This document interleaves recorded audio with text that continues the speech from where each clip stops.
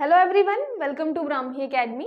आज का हमारा टॉपिक है यूनिट 1। यूनिट 1 में जितने भी नए टॉपिक ऐड हुए हैं हम सारे का रिवीजन कर रहे हैं एमसीक्यू के फॉर्म में। यहाँ मैं 2000 प्लस से भी ज़्यादा क्वेश्चन आपको करवाने वाली हूँ, जिससे हर एक चीज़ कवर हो जाए यूनिट 1 में, जितनी नई ऐड हुई है और जितनी पुरानी है सारी की सारी। ठीक है, मैं एमसीक्यू बीच बीच में ट्रिक भी बताती रहती हूँ, जहाँ पे ज़रूरत पड़ती है तो आप ज़रूर देखिएगा। और जितने भी क्वेश्चंस हैं वो भी आपको ऐसे ही मिलेंगे जो परीक्षा के लिए इंपॉर्टेंट है। मैं फालतू के क्वेश्चन बिल्कुल नहीं बताऊंगी, जिससे आपका और मेरा दोनों का टाइम वेस्ट ना हो। इसलिए आप लास्ट तक जरूर देखिएगा, क्योंकि मेरे से ज्यादा ये आपके लिए फायदेमंद है। ठीक है, चलिए। और बहुत सारे लोगों के मुझे कमेंट वगैरह आए, मैसेजेस आए, जो इसके पहले मैंने यूनिट 1 पढ़ाई है वो काफी लोगों ने पसंद किया है, तो आप भी जाकर उसे जरूर देखें।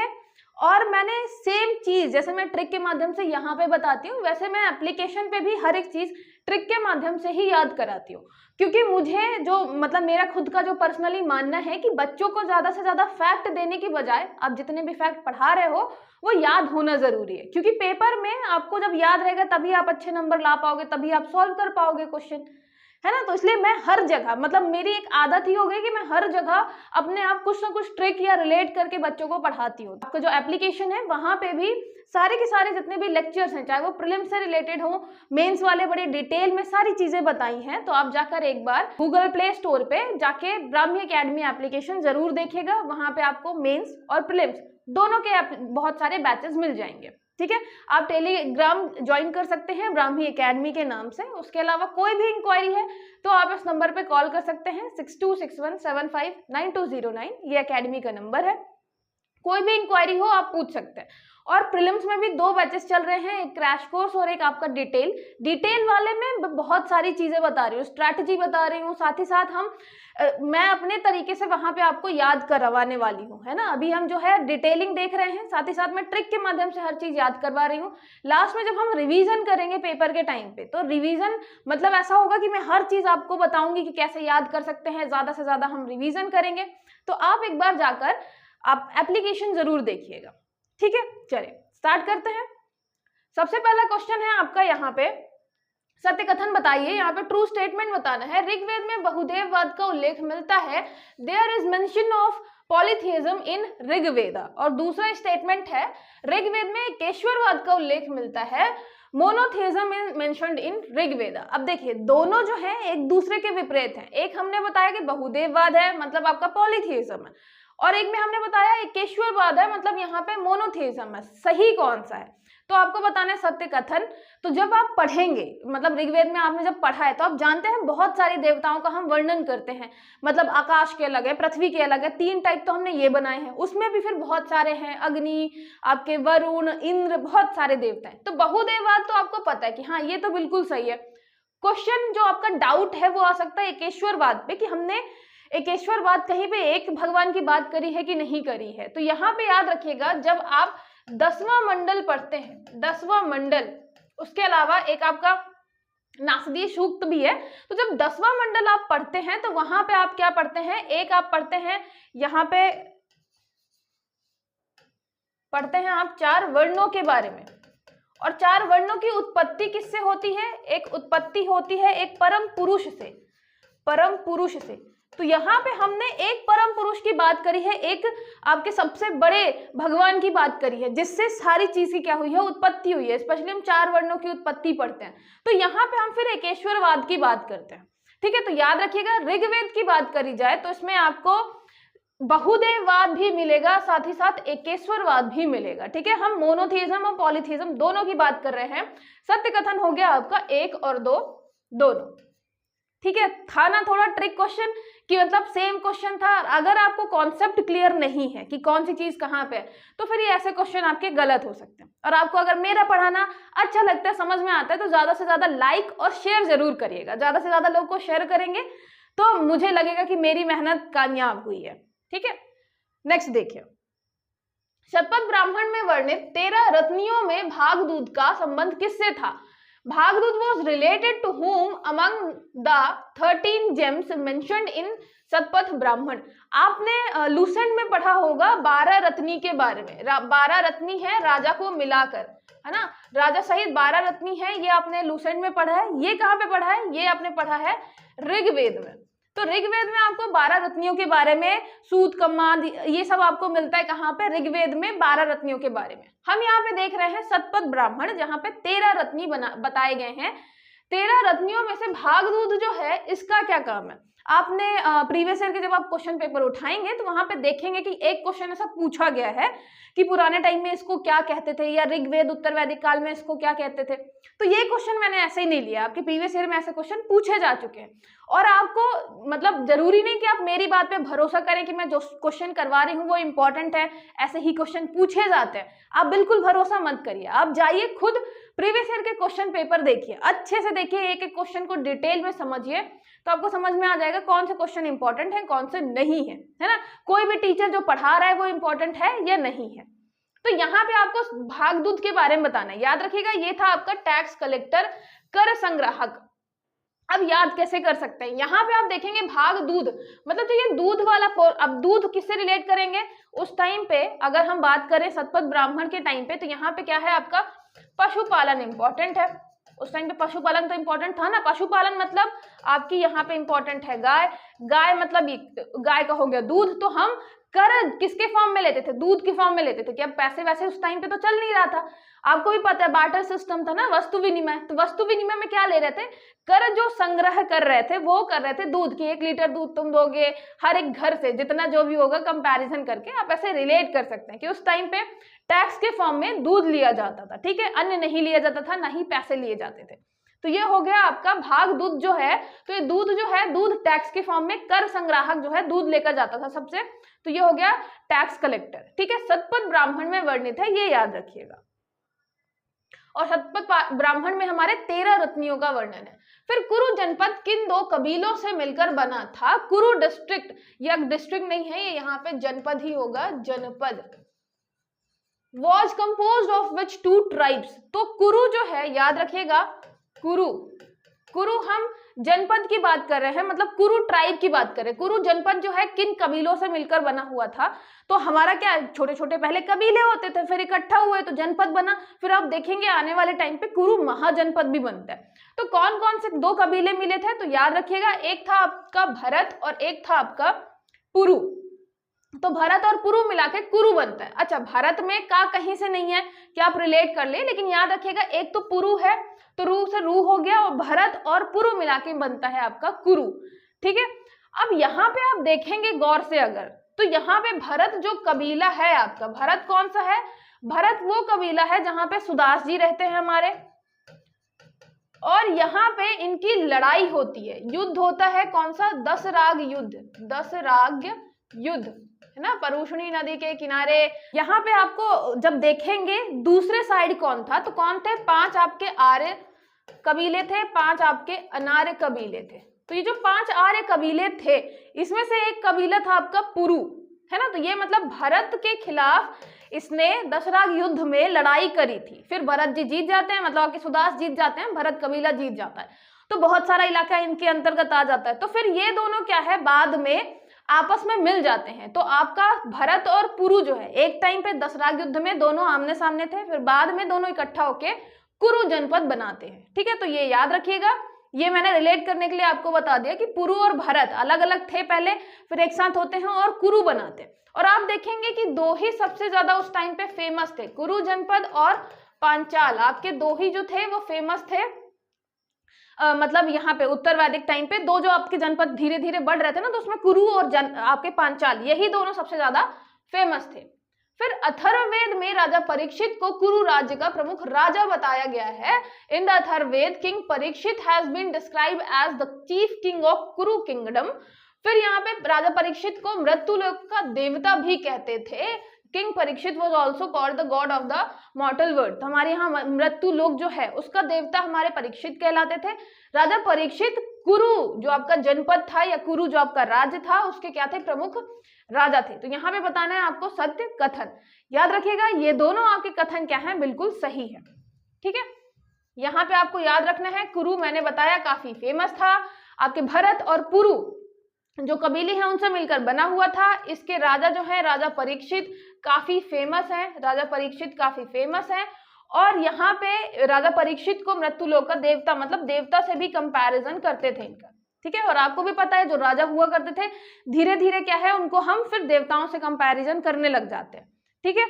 तो ये याद रखिएगा, ये मृत्युलोक का देवता कहते थे, कुरु के राजा थे, ये याद रखिएगा, कुरु के ये राजा थे आपके राजा परीक्षित, ठीक है। अथर्ववेद में मिलता है, मतलब अथर्ववेद में ऐसा नहीं है कि बहुत सारी आपको पता है कि चीजें मिलती हैं, साथ ही साथ ये राजा परीक्षित वगैरह के बारे में भी मिलता है अथर्ववेद में।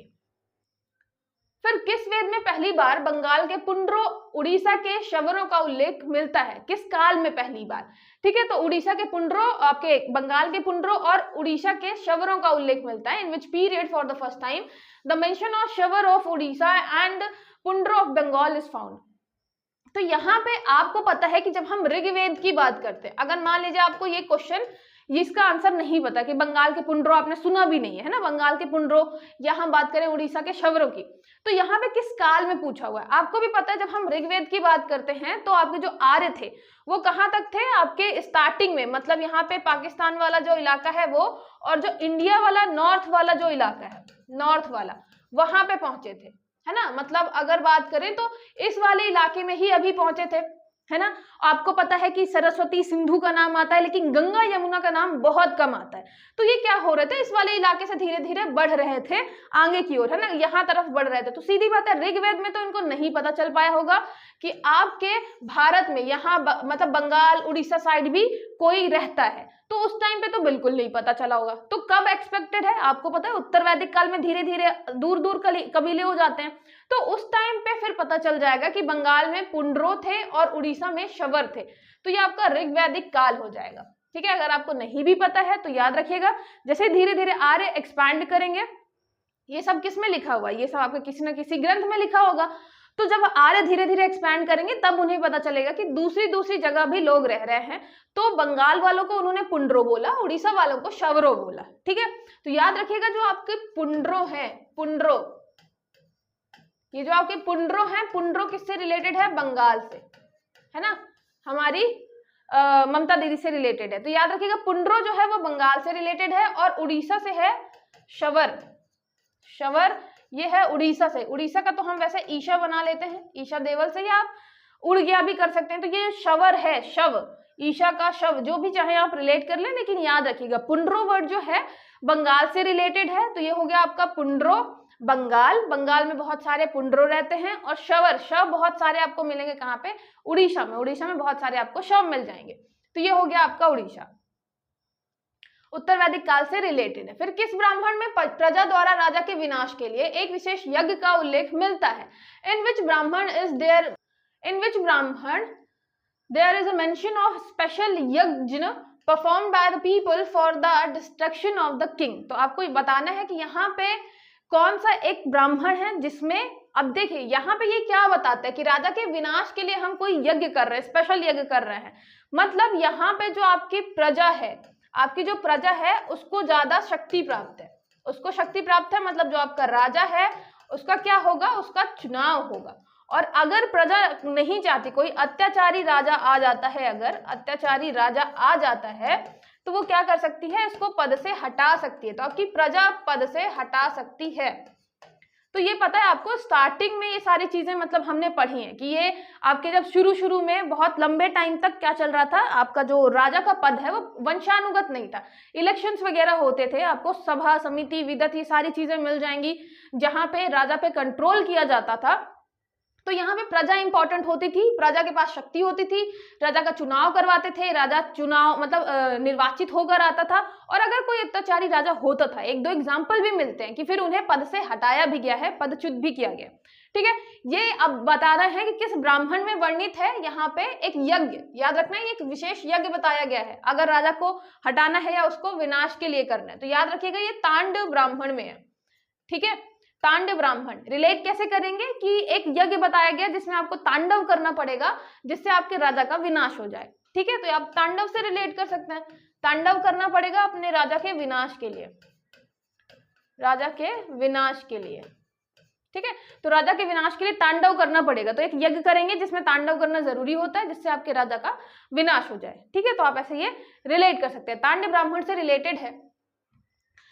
फिर नेक्स्ट देखिए, निम्नलिखित में से किस स्थल पर पहली बार कृषि से संबंधित लौह उपकरण मिला? At which of the following sites iron tool related to agriculture were found for the first time? तो पहली बार लोहे का उपकरण मिला है, वो भी कृषि से संबंधित है। तो कहाँ पे है? हस्तिनापुर, अतरंजी खेड़ा, मेहरगढ़, बुरझोम। याद रखिएगा ये है आपके अतरंजी खेड़ा में। अतरंजी खेड़ा में आपको लोहे के साक्ष्य मिलते हैं। लोहे का प्रथम साक्ष्य मिलता है, वो भी किससे रिलेटेड था? ये कृषि उपकरण था। ठीक है, कृषि उपकरण था। और यह दिखाता है कि धीरे धीरे हमने लोहे की खोज कर ली और फिर हम कृषि में यूज करने लग गए। जैसे ही हम कृषि में यूज करने लग गए तो हम पशुपालन से धीरे धीरे शिफ्ट होने लग गए एग्रीकल्चर में, क्योंकि एग्रीकल्चर करना ज्यादा आसान हो गया। ठीक है, तो ये हो गया आपका अतरंजी खेड़ा। अतरंजी का आप अतरंगी भी कर सकते हैं। ठीक है, अतरंगी हमें एक मिला था उपकरण, लेकिन वो कृषि से रिलेटेड था। एक कृषि उपकरण हमें मिला था, बड़ा ही अतरंगी टाइप का था, याद रखिएगा। ठीक है, अतरंगी हमें लोहे का उपकरण मिला था, कृषि से संबंधित, एग्रीकल्चर से संबंधित। ठीक है, तो ये आप ऐसे रिलेट कर सकते हैं अतरंगी से। निम्नलिखित में से कौन सा स्थल जोरवे संस्कृति से संबंधित नहीं है? याद रखिएगा, नहीं क्वेश्चन में। Which of the following site does not belong to the Jorwe culture? आपने पढ़ा है कि हमारे यहाँ जैसे हड़प्पा था, उसके मतलब पहले भी और फिर हड़प्पा जब खत्म हो गया उसके बाद भी बहुत सारी लोकल संस्कृतियां जो आपकी हैं अब अलग अलग जगह पे, वो उत्पन्न हुई थी। तो जोरवे संस्कृति के बारे में पूछा है। दैमाबाद, इनाम गांव, गिलुंद और नेवासा। याद रखिएगा, इसमें है आपका गिलुंद। जो आपकी जोरवे संस्कृति है, जोरवे संस्कृति वो किस वाले इलाके से रिलेटेड है? जोरवे संस्कृति वो आपका है, वो इलाका है आपका महाराष्ट्र। ठीक है, महाराष्ट्र वाले इलाके में आपको मिलेगी जोरवे संस्कृति, जिसके फेमस हैं एक तो दैमाबाद, इनाम गांव, नेवासा, एक आपका जोरवे खुद। ये सब इंपॉर्टेंट साइट्स हैं किसकी? जोरवे संस्कृति की। इनाम गांव, दैमाबाद, नेवासा ये तो जरूर याद रखिएगा। जोरवे से आप वैसे भी समझ जाएंगे, जोरवे से रिलेटेड है। गिलुंद जो है आपके आहार संस्कृति का एक स्थल है। आहार संस्कृति ये कहाँ पे थी? ये थी आपके राजस्थान वाले इलाके में। ठीक है, तो जैसे हमारी मालवा संस्कृति है, उज्जैन में जैसे नागदा हो गया, कायथा हो गया, इस वाले इलाके में हमको मिलती थी। तो ये हो गया आपका राजस्थान में है आहार संस्कृति। आहार संस्कृति उसका एक स्थल है ये गिलुंद। ठीक है, उसके अलावा दैमाबाद, इनाम गांव, नेवासा, जोरवे, ये सब आपकी जोरवे संस्कृति से रिलेटेड है, जो कि महाराष्ट्र वाले रीजन में। ठीक है, फिर सत्य कथन बताना है। ऋग्वेद में सिंधु नदी को हिरण्यानी कहा जाता है। In Rigveda Indus river has been referred as Hiranyani. Rigveda में गंगा नदी को नदी तमा कहा गया है। In Rigveda river Ganga has been called Naditama. तो ये आपका सिंपल सा क्वेश्चन है, ये आप पहचान ही गए होंगे। इसका आंसर क्या होगा? ये होगा आपका सत्य कथन केवल एक। दूसरा वाला गलत है, क्योंकि गंगा के बारे में आपको भी पता है बहुत कम उल्लेख मिला हुआ है ना, ज्यादा इसके बारे में भी जानते नहीं थे ऋग्वेद वाले आर्य जो थे। ये नदी तमा मतलब नदी, अब नदियों की माता, ये हमने किसको माना है? नदियों की माता ये हमने माना है सरस्वती नदी को। सरस्वती नदी सबसे पवित्र नदी मानी गई है, सबसे इंपॉर्टेंट नदी मानी गई है किसमें? हमारे ऋग्वेद में। तो सरस्वती के लिए वर्ड यूज हुआ है नदी तमा, याद रखिएगा। ठीक है, इसके अलावा हिरण्यानी ये जो है ये आर्थिक जो आपकी गतिविधियों में अपनी सिंधु यूज हो रही थी, आर्थिक जो उसके प्रॉफिट्स थे, इकोनॉमिकल प्रॉफिट जो थे, उसके कारण हिरण्यानी कहते थे। ठीक है, तो ये हो गया। सिंधु का याद रखिएगा, हिरण से रिलेटेड है। सिंधु हमारे जो सिंधु है, वैसे सिंधु जो आप सिंधु पीवी सिंधु से भी रिलेट कर सकते हैं। तो जो हमारी सिंधु है वो हिरण की तरह तेज भागती है। ठीक है, तो सिंधु जो है वो हिरण से रिलेट करना है। नदी तमा जो है, नदी तमा सरस्वती, तो नदी तमा है हमारी सरस्वती की। ठीक है, ये याद रखिएगा। अगर आपको लगता है कि ट्रिक मतलब आपके लिए काम नहीं कर रहा है, मैं बार बार हर एक लेक्चर में ये बोलती हूँ, अगर आपको लगता है कि ये वर्क नहीं करता आपके लिए तो आप स्किप करके आगे चले जाइए, है ना। लेकिन मैं उन लोगों का भी ध्यान रखूंगी जिन्हें चीजें आसानी से याद नहीं होती, तो उनके लिए ट्रिक बहुत ज्यादा जरूरी हो जाता है। ठीक है, ऋग्वेद के 9वें मंडल में सभी सूक्त किस देवता के लिए लिखे गए हैं? For which deity are all the hymns of the 9th chapter of Rigveda written. यहाँ पे सारे के सारे सूक्त किसी एक देवता के लिए लिखे गए हैं 9वें मंडल में। तो अगर 9वें मंडल में आपको पता है कि किसके लिए लिखे हैं, तो फिर आपको तुक्का भी वही मारना है कि वही हो ही सकता है। तो बिल्कुल 9वें मंडल में आपके लिखा हुआ है सोम भगवान के बारे में। ठीक है, सोम देवता के बारे में लिखा है 9वें में, और 9वें के जितने भी हैं सभी के सभी सूक्त सिर्फ सोम देवता के लिए लिखे गए। ठीक है, तो ये भी याद रखिएगा। सोमरस बहुत ज्यादा इंपॉर्टेंट माना जाता था आर्यों के बीच, तो ये रहा आपका सोमरस 9वें मंडल में है। और नौवे के सभी सूक्त में कहीं कहीं पे आप मतलब 100+ आपके यहाँ पे सूक्त हैं, सभी के सभी में आपका सोम के बारे में मिलेगा। फिर निम्नलिखित में से किस ब्राह्मण ग्रंथ में राजा के उत्पत्ति संबंधी सूक्त लिखे गए हैं? इन विच ऑफ द फॉलोइंग ब्राह्मण text hymns related to the formation of a king have been written? अब आपको बताना है कि राजा की उत्पत्ति से रिलेटेड। अब आपको भी पता है शुरू में होते थे कबीले, कबीले में ऐसे मतलब राजा एक हम हेड बना देते थे कि तुम हमारी रक्षा करना, सुरक्षा करना, और युद्ध लड़ने जब जाएंगे तो हमारे साथ चलोगे। नहीं तो वैसे क्या था, नॉर्मल सामाजिक लाइफ इतनी ज्यादा स्ट्रक्चर्ड नहीं थी। फिर हम क्या करते हैं, धीरे धीरे हम एक राजा बनाना चालू करते हैं कि बहुत ज्यादा जैसे आपको भी पता है ना कि अगर सोसाइटी में कोई एक हेड नहीं बनाते हैं, सब अपनी मन की करने लग जाते हैं, तो फिर हमने एक राजा बनाना चालू किया। तो सबसे पहले हमें राजा की उत्पत्ति का सिद्धांत जो है वो कहाँ पे मिलता है, किस ब्राह्मण में? याद रखिएगा ये है आपके ऐतरेय ब्राह्मण में। ठीक है, ऐतरेय नाम का एक राजा था। तो ऐतरेय क्या है, सबसे पहले राजा बनता है और वही राजा की उत्पत्ति का सिद्धांत लाता है। ऐतरेय मैंने आपको बताया था, ऋषि के दो फ्रेंड है कौशिक और ऐतरेय, वहां से रिलेट करना है ऐतरेय और कौशिकी। तो यहाँ पे जो आपका ऐतरेय है, ऐतरेय राजा की उत्पत्ति का सिद्धांत लाता है कि सोसाइटी में बहुत ज्यादा मतलब दुराचारी जो लोग हैं वो उत्पात मचा सकते हैं। तो उसके लिए हमें क्या चाहिए, एक राजा चाहिए, एक लीडर चाहिए जो संभाल के रखे सारी चीजें। तो ये उत्पत्ति का सिद्धांत आता है ऐतरेय ब्राह्मण में। धीरे धीरे आप देखेंगे कि फिर राजा की पावर कैसे बढ़ती जाती है, फिर कैसे हम देवताओं से कंपैरिजन करने लग जाता है, फिर कैसे टैक्स कंपलसरी हो जाता है कि आपको जो टैक्स है, कर है, वो देना ही पड़ेगा। शुरू में जो है वो आपका वॉलंटरी रहता है कि आपका मन है तो आप दे दीजिए। ठीक है, तो ये सारी चीजें धीरे धीरे बढ़ जाती हैं और राजा की पावर बढ़ जाती है। निम्नलिखित में से किस वेद में 100 पतवार वाली नौका का उल्लेख मिलता है? In which of the following Vedas there is a mention of a boat with 100 oars? अब आपको बताना 100 पतवार वाली नौका का बोट मतलब उल्लेख मिलता है। बहुत बड़ी हम बोट की बात कर रहे हैं, तो ये किस में मिलता है? अब देखिए, वैसे अगर देखा जाए तो हमारे वेदों में, स्पेशली हम ऋग्वेद की बात करें तो समुद्र का ऐसे उल्लेख मिला नहीं है। तो हमें पता नहीं कि इन्हें समुद्र के बारे में पता था या नहीं पता था, लेकिन नौका का जरूर उल्लेख मिला हुआ। अच्छा, नौका तो नदी के लिए भी हो सकती है क्योंकि नदियां, सिंधु नदी वगैरह अच्छी बड़ी बड़ी नदियां, तो नदियां इसके लिए भी हो सकती है नौका। तो ऐसा समुद्र का वर्णन कहीं पे भी नहीं मिला है। लेकिन हाँ, ये चीजें क्या बताती हैं, ये बताती है व्यापार, कि आपका व्यापार जरूर चलता रहा होगा। ठीक है, सूदखोरी वगैरह वेक नॉट एक वर्ड मिलता है, तो उस टाइम पे ये सारे वर्ड हमें आते हैं उत्तर वैदिक में भी और आपके ऋग्वेदिक में भी। ठीक है, तो ये जो वर्ड मिलते हैं सूदखोर वाले और उसके अलावा व्यापारी जो हमें मिलते हैं, तो इनके कारण हमें पता चलता है कि व्यापार जरूर रहा होगा। इसके अलावा 100 पतवार वाली नौका का उल्लेख है, और एक बार ऐसा था कि डूब रही थी तो फिर अश्विनी कुमार देवता हैं वो आके बचाते हैं। ऐसी कहानियां भी हैं किसमें, ऋग्वेद में। तो याद रखिएगा ये ऋग्वेद से संबंधित है, मतलब शुरू में ही हम बात कर रहे हैं, आर्यों को शुरू से ही नौका वगैरह के बारे में पता था। ठीक है, नौका, वो भी हम 100 पतवार वाली नौका की बात कर रहे हैं, बहुत बड़ी बोट की बात कर रहे हैं।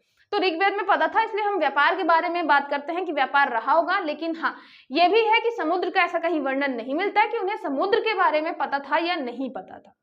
ठीक है, तो ये भी याद रखिएगा। फिर सही सुमेलित नहीं है, नॉट करेक्टली मैच। देवी समुद्रगुप्तम, विशाख दत्त, चारुदत्तम, भास, नीतिसार हो गया आपका कामंदक, और अमर घोष हो गया शूद्रक। तो देखिए यहाँ पे आपको अगर नहीं पता है, लेकिन आपने शूद्रक की मृच्छकटिकम जरूर पढ़ी होगी, तो ये अमर कोश जो है शूद्रक की बिल्कुल नहीं है। अमर कोश जो है वो अमर सिंह की है। ठीक है, अमर सिंह की, वैसे भी अमर अमर लगा है, सिंपल सा है। नीतिसार, नीति की बात कौन करता है? नीति हमेशा काम करती है। तो कामंदक जो है नीति की बात करता है। काम, नीति जो है हमेशा काम करती है, आपको नीति के हिसाब से ही काम करना चाहिए। तो नीति हो गया काम। फिर चारु के बारे में, चारु दत्त के बारे में भास ने लिखा है। ठीक है, चारु दत्त के बारे में किसने लिखा है? भास ने लिखा है। देवी चंद्रगुप्तम, ये चंद्रगुप्तम है, देवी चंद्रगुप्तम ये विशाख दत्त ने लिखी है। ठीक है, तो देवी चंद्रगुप्तम, चंद्रगुप्त के बारे में विशाख दत्त ने लिखी है। विशाखा ने लिखा है चंद्रगुप्त के बारे में देवी चंद्रगुप्तम।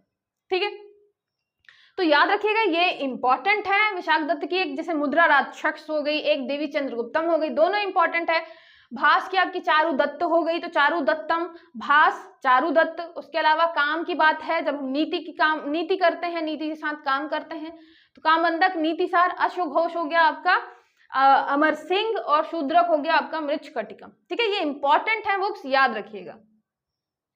फिर किस स्तूप के निर्माण में संगमरमर का प्रयोग किया गया है? Marble has been used in which construction of which stupa? तो आपको बताना है कौन से स्तूप में है। तो याद रखिएगा ये है आपके अमरावती स्तूप में। ठीक है। अमरावती स्तूप में आपको क्या मिलेगा, संगमरमर का भी उपयोग मिलेगा। तो ये आपके कला संस्कृति वाले पोर्शन में कौन सी चीज किससे बनी है, क्या बता रही है, तो यहाँ पे याद रखिएगा संगमरमर यूज किया हमने अमरावती स्तूप में। ठीक है, तो अब अमरावती अमर क्यों है, क्योंकि संगमरमर का यूज किया है। संगमरमर आपको भी पता है संगमरमर कितना अच्छा लगता है, और ताजमहल भी इसीलिए अमर है क्योंकि संगमरमर बहुत अच्छे तरीके से बनाया गया है संगमरमर से। तो अमर है, तो आपका हो गया अमरावती, क्यों, क्योंकि संगमरमर का यूज हुआ है। ठीक है, मार्बल यूज हुआ है। फिर पीतलखोरा गुफा महाराष्ट्र में स्थित है। Pitalkhora cave is located in Maharashtra. इस गुफा का संबंध जैन धर्म से है। This cave is related to Jainism. अब आपको बताना है असत्य कथन। तो जैसे आपका पीतलखोरा गुफा है, अब ये ऐसे गुफाएं हैं, तो कन्हेरी की गुफाएं, उदयगिरी की गुफाएं, अजंता एलोरा की गुफाएं, ये सब आप पढ़ चुके हैं, इसलिए मैंने बिल्कुल एक अलग फैक्ट लिया जो आपको नहीं पता होता है, जिससे आपको नए नए फैक्ट भी मिले, है ना। पुरानी चीजें तो हम रिवाइज करें ही, साथ साथ नई चीजें भी आपको मिलती रहे। पीतलखोरा जो है ये आपकी एक गुफा है, महाराष्ट्र में स्थित है। ठीक है, याद रखिएगा पीतल जो है हमें कहाँ मिलेगा, महाराष्ट्र में मिलेगा। तो एक गुफा है जहां पे बहुत सारा पीतल रखा हुआ है महाराष्ट्र में। तो पीतलखोरा याद रखिएगा एक गुफा है जो कि महाराष्ट्र में है, लेकिन ये जैन धर्म से संबंधित नहीं है, ये बौद्ध धर्म से संबंधित है। ठीक है, तो एक गुफा है, याद रखिएगा कि एक गुफा है जिसमें आपके पीतल के कौन रखे हुए हैं, पीतल के गौतम बुद्ध रखे हुए हैं। ठीक है, कहाँ पे है ये महाराष्ट्र में है। तो ऐसे आप रिलेट कर सकते हैं कि पीतल के बौद्ध जी रखे हुए हैं अंदर, कहाँ पे, पीतलखोरा केव में, एक गुफा में, कहाँ पे है वो, महाराष्ट्र में। असत्य कथन बताना है तो ये हो गया आपका केवल 2। ठीक है, तो ये याद रखिएगा और रिलेट भी करते चलिएगा। फिर ताजुल मासिर नामक पुस्तक किसके द्वारा रची गई है, who has written the book Tajul Masir. आप प्रीवियस ईयर के क्वेश्चन देखेंगे तो आपको एक जो है वो बुक का नाम जरूर मिलेगा मिडीवल वाले टाइम से, मध्यकालीन से। तो कभी कभी नॉर्मल पूछ लेता है, आमिर खुसरो की नॉर्मल से बुक पूछ ली, या अलबरूनी की पूछ ली, आपके जैसे अबुल फजल हो गए उनकी पूछ ली। कभी कभी थोड़ा कठिन भी दे देता है जो आपने कभी सुने भी नहीं होते, जैसे कि आपका ताजुल मासिर सुना भी होगा कुछ लोगों ने नहीं सुना होगा। तो जो ताजुल मासिर है, ठीक है, ताजुल मस्जिद जो है किसने लिखी है, याद रखिएगा ये है आपके हसन निजामी जी ने लिखी है। तो हमारे जो निजाम है, निजाम कहाँ जा रहे हैं, ताजुल मस्जिद जाते हैं, ताजुल मस्जिद जाते हैं। तो आप रिलेट कर सकते हैं किससे, हसन निजामी, कहाँ पे हो गया आपका ताजुल मासिर, उन्होंने बुक लिखी है। किससे संबंधित है, तो ये आपकी जो ताजुल मासिर जो बुक है वो रिलेटेड है आपकी किससे, मोहम्मद गौरी के टाइम की है। मोहम्मद गौरी का जो आपका आक्रमण होता है, उसके बाद वो जीत जाता है, तो उसके विजय अभियान मान लीजिए कि इसके विजय के बारे में है। फिर उसके बाद कैसे आपका स्टैब्लिश होता है सल्तनत काल कैसे स्टैब्लिश होता है, ठीक है, स्टैब्लिश होता है, इन सारी चीजों के बारे में है। 1200 तक चला जाता है ये, 1260 वगैरह तक। तो ये सारी डिटेलिंग जाने की जरूरत नहीं है, बस याद रखिएगा हमारे निजाम जी जो हैं डेली ताजुल मस्जिद जाते हैं। ताजुल नासिर किससे रिलेटेड है, तो मोहम्मद गौरी के टाइम से रिलेटेड है ना, मोहम्मद गौरी के विजय से रिलेटेड है। ठीक है, भारत पे विजय से। तो ये हो गया आपकी बुक हसन निजामी जी की ताजुल मासिर। फिर सही सुमेलित नहीं है, नॉट करेक्टली मैच, आर्यभट्ट सूर्य सिद्धांत, ब्रह्मगुप्त ब्रह्म सिद्धांत, वराह मिहिर पंच सिद्धांतिका, और वाघभट्ट ये हो गया आपके शल्य प्रकाश। तो आपके ये तो बिल्कुल सही है, आर्यभट्ट सूर्य सिद्धांत ये आपको पता है, ब्रह्मगुप्त का ब्रह्म सिद्धांत सही लग रहा है ये भी, वराह मिहिर का पंच सिद्धांतिका ये भी सही लग रहा है, बस बाघभट्ट वाले में ये शल्य प्रकाश थोड़ा सा डाउट क्रिएट कर रहा है। तो आप बिल्कुल सही हैं, बाघभट्ट आपके उन्होंने शल्य प्रकाश नहीं लिखी है, बाघभट्ट जी ने लिखी है अष्टांग हृदय। ठीक है तो ये भी आपके किससे, चिकित्सा से ही रिलेटेड। तो याद रखिएगा अष्टांग हृदय वाघभट्ट, आपके वाघभट्ट जी ने कौन सी लिखी है, हृदय के बारे में लिखा है, हृदय के बारे में लिखा है अष्टांग हृदय वाघभट्ट। ठीक है, चिकित्सा से रिलेटेड है। उसके अलावा सूर्य सिद्धांत दिया आर्यभट्ट जी ने, ब्रह्म सिद्धांत ब्रह्मगुप्त, पंच सिद्धांतिका वराह मिहिर, ये भी आपके बिल्कुल सही है। ठीक है, नेक्स्ट देखिए, बौद्ध साहित्य में महावीर को क्या कहा गया है, what has Mahavira been called in Buddhist literature. यहाँ पे हम बुद्धिस्ट लिटरेचर की बात करें कि जो बौद्ध आपके साहित्य हैं वहां पे महावीर जैन को क्या बोला गया है, निर्गुणनाथ, निगंठनाथ पुत्र, निर्ग्रंथ या कैवलियन। याद रखिएगा ये जो निर्ग्रंथ हो गया और इसके अलावा जो हम जिन वर्ड यूज करते हैं ये सब जैनों ने ही बोला है महावीर जैन को, है ना। तो आपके जो हमारा क्वेश्चन क्या है यहाँ पे, बौद्ध साहित्य में क्या बोला गया है, तो याद रखिएगा ये है आपके निगंठनाथ पुत्र, है ना। ये वैसे भी इतना खतरनाक नाम मैं क्यों ही लिखूंगी अगर ये सही नहीं होगा तो आप ऐसा भी सोच सकते हैं कि इतना खतरनाक नाम लिखने की क्या जरूरत है, यही सही होना चाहिए। तो तुक्का भी मारिए तो थोड़ा ऐसा कि बिल्कुल आपको सही होने के ज्यादा चांसेस रहे। तो ये आपका निगंठनाथ पुत्र जो है, तो ये तो निगंठ हो गया, फिर नाथ हो गया, और उनके पुत्र महावीर जी जो है निगंठनाथ जी के पुत्र हैं। आप ऐसा रिलेट कर सकते हैं, या फिर निगंठ जी के पुत्र हैं, तो यहाँ पे पुत्र जरूर वर्ड आएगा। ये याद रखिएगा कि हम महावीर को किसी का पुत्र बता रहे हैं बौद्ध लिटरेचर में, बौद्ध साहित्य में, ठीक है, ये याद रखिएगा। तो निगंठनाथ पुत्र, आप चाहें तो यहाँ पे नाथ पुत्र से भी कर सकते हैं कि हमने महावीर को आपके बौद्ध लिटरेचर में किसी नाथ का पुत्र बताया, है ना। अब ये याद रखिएगा कि नाथ के पहले भी कुछ अच्छा सा वर्ड है, निगंठनाथ, याद नहीं आ रहा तो नाथ पुत्र है, इतना बस आप याद कर सकते हैं। फिर किस मकबरे में सर्वप्रथम वास्तविक मेहराब के साथ शुद्ध इस्लामी शैली देखने को मिलती है, in which tomb is pure Islamic style with real arches been for the first time, been seen for the first time। अब यहाँ पे आपको बताना है, देखिए मकबरे का मैंने आपको एक क्वेश्चन बताया था, पुराने क्वेश्चन भी आपको रिवाइज करते हुए चलना है ना। मकबरे जो शैली है, मकबरा शैली, उसका अगर हम बात करें कि उसका जो है जन्मदाता किसे माना जाता है, जन्मदाता आपको भी पता है, ये सारी चीजें जब मुस्लिम्स आएंगे इंडिया में तभी चालू होगा। तो जो मकबरा शैली है उसका जन्मदाता किसे माना जाता है, तो ये है आपके इल्तुतमिश। इल्तुतमिश को बोलते हैं मकबरा शैली का जन्मदाता। लेकिन यहाँ पे वास्तविक मेहराब वगैरह बनाकर हमने इस्लामी शैली में बहुत अच्छे तरीके से मकबरा किसके टाइम पे बनाया, तो याद रखिएगा इल्तुतमिश के बाद कौन आएगा आपका, बलबन।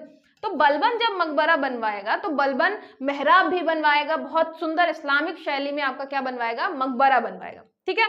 स्टार्ट कौन करेगा, स्टार्ट आपका इल्तुतमिश करेगा, उसके बाद अच्छा कौन करेगा, उसको बलबन करेगा और अच्छे तरीके से बनाएगा, ठीक है। तो याद रखिएगा ये है आपका वास्तविक मेहराब के साथ शुद्ध इस्लामी शैली में स्टार्ट हुआ था आपका बलबन का मकबरा। आप देखेंगे शुरू में जो लोग आएंगे, जैसे मान लीजिए मोहम्मद गौरी के बाद आपका ऐबक आ गया, इल्तुतमिश आ गया, तो शुरू में वो बिल्कुल शुद्ध इस्लामिक शैली में जो चीजें बनवा रहे होंगे, फिर धीरे धीरे क्या होगा, वो इंडियन के साथ फ्यूजन होता जाएगा, इंडियन फ्यूजन थोड़ा सा, तो आपका भारत में जैसे इंडो इस्लामिक शैली आ गई, तो फिर वो धीरे धीरे आती जाएगी। कहीं पे आपको कुछ चीजें मिलेंगी जो कि मिक्स रहेंगी हमारे इंडियन शैली के साथ, ठीक है। तो शुरू में बिल्कुल प्योर रहेगा, इस्लामिक शैली है आपकी शुद्ध, कौन सी, बलबन का मकबरा। फिर हुमायूं के मकबरे में ईरानी या फारसी प्रभाव के साथ साथ हिंदू शैली का प्रभाव भी देखने को मिलता है। अलॉन्ग विद इरानियन या Persian influence of Hindu style also can also be seen in Humayun tomb. तो यहाँ पे हुमायूं के टॉम्ब में क्या मिलता है हमें, फारसी के साथ साथ, फारसी प्रभाव के साथ साथ हिंदू शैली भी मिलती है। और यह भारत का दोहरी गुंबद वाला पहला मकबरा है। This is the first double tomb mausoleum in India. तो आपको बताना है इनमें से कौन सा असत्य कथन है। सबसे पहला आपको हुमायूं का मकबरा है। अब हम कहाँ पहुंच गए हैं, हम मुगल वाले पीरियड में पहुंच गए हैं। मुगल वाले पीरियड में आपको भी पता है धीरे धीरे हम थोड़ा ना थोड़ा मिक्स करने लग गए होंगे हिंदू शैली भी। तो आपका पहला अगर आपको डिटेल में नहीं पता, मतलब बिल्कुल कंफर्म नहीं पता कि ये सही होगा कि नहीं, फिर भी आप तुक्के में जाएंगे कि हाँ ये सही हो सकता है, क्योंकि मुगल के टाइम पे धीरे धीरे आप देखेंगे कि थोड़ा सा मिक्स करने लग गए थे हमारी इंडियन शैली भी, हिंदू शैली भी। तो इसमें जो आपका, और उसके अलावा ये तो आपको पता ही है, आपने काफी बार पढ़ा होता है कि जो हमारा हुमायूं का मकबरा है वो दोहरी गुंबद वाला पहला मकबरा है, ठीक है। तो पहला ये टूम बनाया गया दोहरी गुंबद वाला। अब यहाँ पे आपको लिखना है, यहाँ पे मतलब क्या देखना है कि हुमायूं के टाइम पे, ये मतलब आपके हुमायूं का जो मकबरा है ये आपके ईरानी वास्तुकार थे, ईरानी वास्तुकार थे, वास्तुकार एक आपके मिर्जा गियास करके थे, ठीक है, मिर्जा गियास। तो ये ईरानी वास्तुकार थे, तो ईरानी टच इन्होंने दिया था, है ना। गुंबद वगैरह काफी अच्छे तरीके से बनाए थे, दोहरी गुंबद वाला आपका मकबरा बनाया था। लेकिन इसके साथ साथ जो इसका चबूतरा था, जहां पे वो मकबरा बना हुआ था, वो लगभग आपका मतलब 20-20 फुट था, हाइट में बनाया गया था। जो हम मतलब ज्यादातर हम कहाँ देखते हैं, हिंदू शैली में देखते हैं कि हमारा मतलब ऐसे बिल्कुल ग्राउंड में नहीं बनाना, पहले एक हाइट देना, एक बिल्कुल चबूतरा टाइप का एक हाइट बनाना, उसके बाद कोई भी चीज बनाना, कोई भी मंदिर बनाना। सेम ऐसे ही हुमायूं के मकबरे में भी फॉलो किया गया है। तो एक हाइट दी गई है, उसके बाद मकबरा बनाया गया है। तो इसलिए बोला जाता है कि ये ईरानी प्रभाव तो था, क्योंकि हमारे ईरानी वास्तुकारी थे, लेकिन साथ साथ हिंदू शैली का भी प्रभाव था इसमें। ठीक है, और ये तो बिल्कुल आपका सही है, दोहरी गुंबद वाला। तो इसमें असत्य कथन हो गया, इनमें से कोई नहीं, क्योंकि दोनों कथन सत्य हैं आपके। ठीक है, चलिए याद रखिएगा, हुमायूं का मकबरा ईरानी, ईरान का क्योंकि था ये, है ना, तो ईरानी हो गया, या फारसी बोलिए। वैसे भी आपको फारसी से रिलेट करना है ना, फारसी, क्योंकि फारसी लैंग्वेज थी। फारसी में उस टाइम पे जो आपकी कोड लैंग्वेज थी मुगल की, फारसी थी उस टाइम पे। जो भी होगा फारसी से रिलेटेड होगा। मतलब आपका हुमायूं का मकबरा फारसी से रिलेटेड था, लेकिन थोड़ा थोड़ा उसमें टच था आपके इंडियन आपके शैली का भी। ठीक है, फिर जैन धर्म ने कितने प्रकार के पापों की चर्चा की है? How many types of sin have been discussed in Jainism? देखिए, जैन में आपने त्रिरत्न पढ़े हैं, आपने 5 महाव्रत पढ़े हैं, ठीक है, आपने 5 अणुव्रत पढ़े हैं, अणुव्रत। इसके अलावा आपने मतलब ये तो पढ़ा ही है, इसके अलावा आपके जो 5 मेन होते, मतलब 5 महाव्रत में ही आ गया। तो जो ये सारी चीजें आपने पढ़ी हैं, इसमें से आपने पापों के बारे में नहीं पढ़ा होता कि जैन धर्म ने ऐसे कोई पाप भी बता रखे। तो मैं आपको एक नया फैक्ट बता रही हूँ कि जैन धर्म में पापों की चर्चा की गई है। याद रखिएगा, ये है टोटल 18 पाप। जैसे आपके सिन, गांधी जी ने पाप की कल्चर, आपकी पाप की जो है वो विवेचना करी थी, 7 टाइप्स ऑफ सिन जो गांधी जी ने बताए थे। तो यहाँ पे जैन धर्म में 18 प्रकार के क्या बताए गए हैं? पाप बताए गए। जैसे किसी की चुगली करना, जो हमें चुगली में आनंद की अनुभूति होती है ना, वो भी पाप बताया गया है जैन धर्म में। ठीक है, उसके अलावा बहुत सारी ये चोरी वगैरह चीजें तो आ ही जाएंगी आपके पाप में। तो याद रखिएगा, जैन धर्म में जो है 18 साल तक अगर बिना पाप के आप निकल गए तो जैन धर्म आपको बहुत अच्छा मानता है। ठीक है, तो 18 साल को रिलेट करना है पाप से। 18 पाप नहीं होने चाहिए, 18 साल तक पाप नहीं होने चाहिए, जो आप जैसे भी चाहें रिलेट कर सकते हैं। ठीक है, तो याद रखिएगा यहाँ पे 18 पाप के बारे में। आई होप आपको सारी चीजें अच्छे से समझ में आई होंगी। कोई भी डाउट है तो कॉल या मैसेज करके पूछ सकते हैं, आप कमेंट कर सकते हैं, और जो चीजें आपको एक्स्ट्रा मिलती हैं वो लिखते जरूर चलिएगा। ठीक है, चलिए मिलते हैं नेक्स्ट लेक्चर में।